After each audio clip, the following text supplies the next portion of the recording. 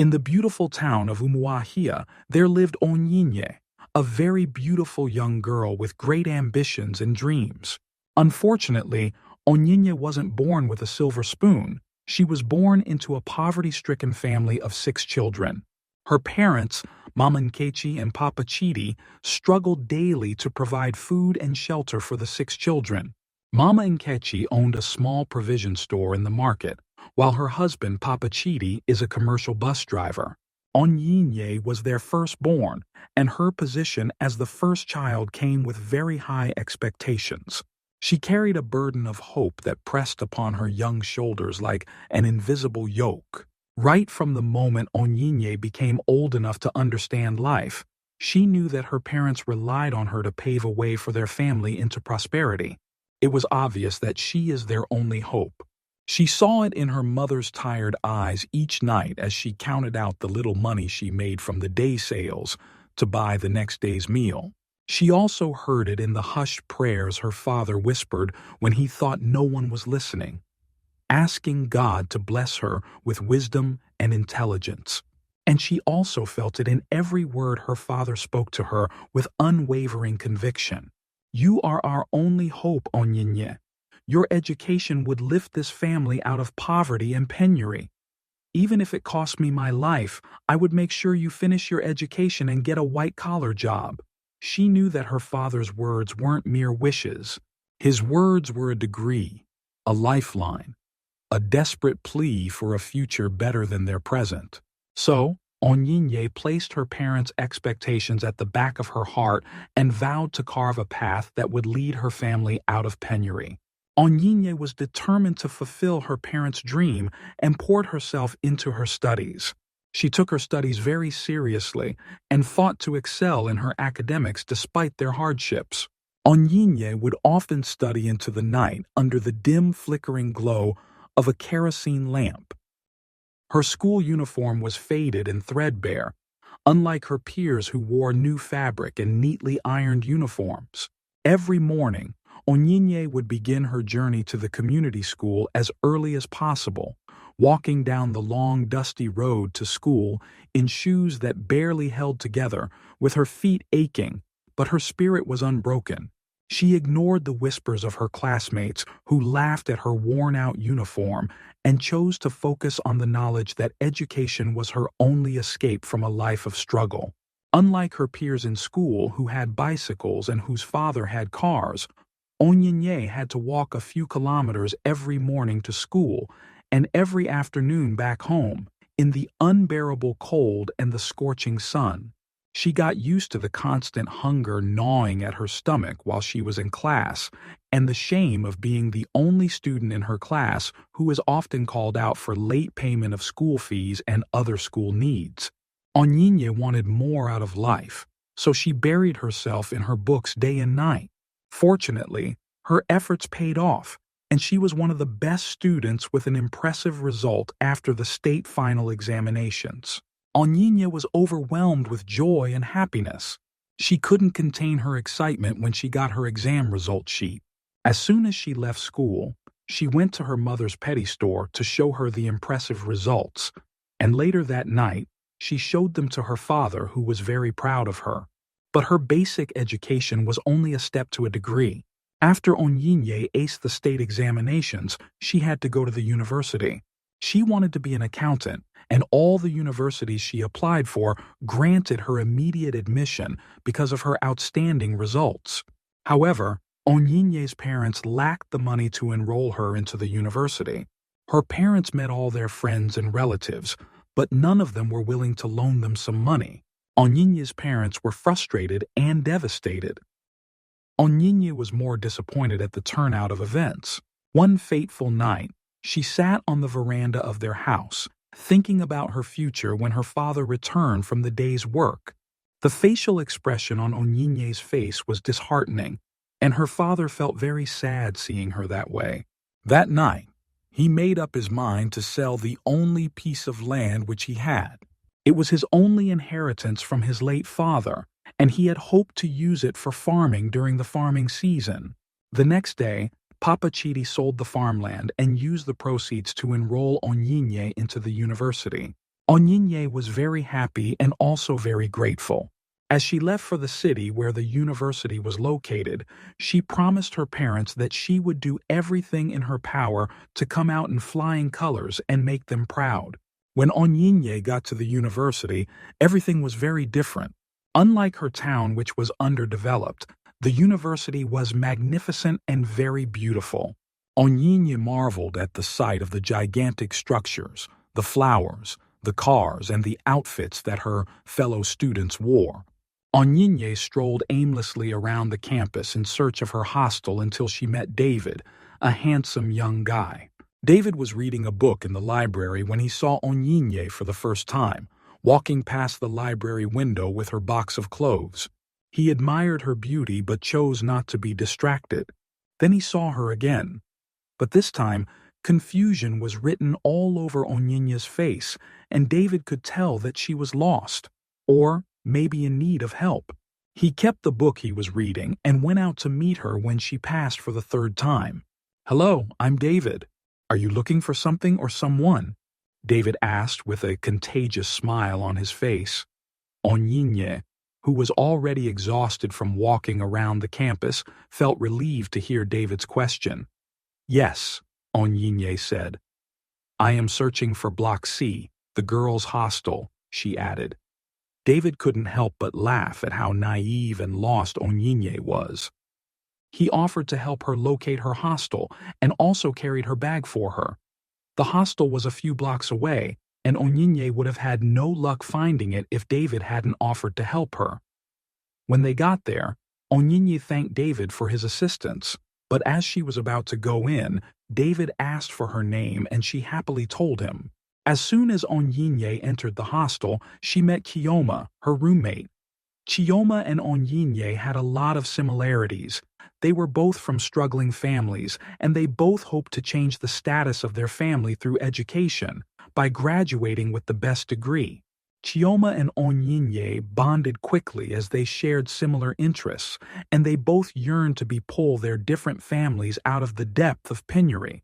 While other students strolled around campus in designer outfits, discussing vacations abroad and the latest gadgets, Onyinye remained focused, holding her worn-out textbooks and handwritten lecture notes like they were her greatest treasures.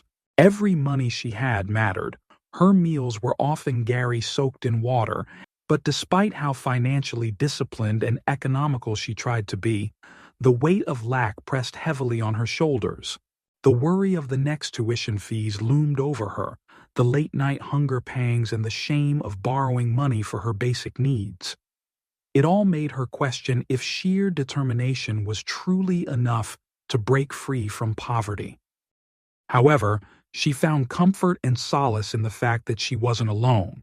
Chioma was always there to encourage her, and David, the guy she had met when she newly came to campus, was always there to help her out sometimes. Everything seemed fine, and Onyinye kept her focus and determination to excel academically until one fateful day. On that fateful day, Onyinye was on her way for lectures when she met Yetunde. Yetunde was everything Onyinye wished she could be. She was confident, stylish, and always had money to spend. She breezed through campus like a queen. Her hair is always perfectly styled, and her outfits were effortlessly elegant. Unlike Onyinye, who rationed every money she has, Yetunde spent money freely, ordering meals at the most expensive restaurants, changing gadgets as if they were disposable, and arriving in school with a different handbag every other week. At first, Onyinye only admired her from afar, but as time went on and their path crossed more frequently, Onyinye's admiration soon turned into curiosity. Onyinye wondered how Yetunde, a student like herself, could afford such luxuries. Yetunde always had enough, and she was never lacking. This deeply piqued Onyinye's interest, and she was determined to know the secret to Yetunde's lifestyle. Onyinye wondered if Yetunde came from a wealthy family, the kind that spared no expense in pampering their children. But Onyinye couldn't tell because she wasn't close to Yetunde. However, just as if the stars are listening to Onyinye's thoughts, Yetunde approached Onyinye one fateful afternoon after lectures and extended a hand of friendship. flashing a knowing smile that hinted at secrets Onyinye was yet to uncover. And just like that, a door opened, one that shimmered with promise, temptation, and a danger Onyinye was not yet ready to recognize. Onyinye gladly accepted her friendship, even though she learnt that Yetunde approached her for friendship because of how intelligent she was. Yetunde was unserious with her academics, so she befriended Onyinye to always help in her studies. As time went on, Onyinye noticed something strange about Yetunde. Yetunde rarely spoke of home, never mentioned struggling with fees, and she also avoided conversations about family responsibilities. Yet her money never seemed to run out.